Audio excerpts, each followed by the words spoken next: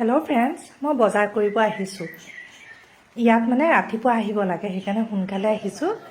নহলে 9টা 10টাৰ ভিতৰত দোকান মানে উঠিয়ে যায় এইখন হৈছে সাপ্তাহিক বজাৰ ইয়াত শাক পাচলিবোৰ খুব ফ্ৰেছ পোৱা যায় সেইকাৰণে মই প্ৰায়ে আহি থাকো আৰু এওঁলোকৰ পৰা দাম কম কৰিব মোৰ বৰ দুখ লাগে তাৰমানে চাওকচোন আজিতো বৰষুণ তাতে তেওঁলোকে 2-3 দিন আগৰ পৰা সবৰ বাৰীৰ পৰা শাক পাচলিবোৰ গোটাই ইয়াত দোকান দিব বুলি খালি দাম সুধিব লাগে নিয়মত সুধি ন তেওঁলোকে যেটো দাম কয় হেটো দামে দিওঁ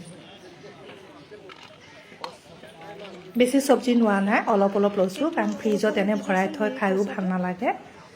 তাৰ পিছত সেই ঘৰৰ কাৰণে ভাবিছো মাছ লওঁ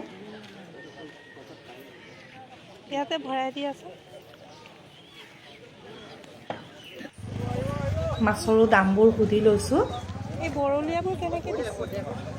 1 পোৱা 150 কিন্তু বহুত সৰু আছে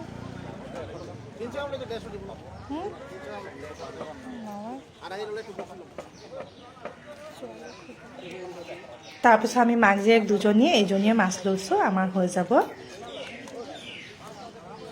বৰষুণত খালি তিতিলো এটা মই পুনৰ ঘৰলৈ ৰিটাৰ্ণ হৈছো বজাৰ কৰি এই ভিডিওটো আজি আপোনালোকক দিছো ভিডিওটো ভাল পালে লাইক কৰিব কমেন্ট কৰিব আৰু শ্বেয়াৰ কৰিব আৰু আপোনালোক সকলো ভালে কুশলে থাকিব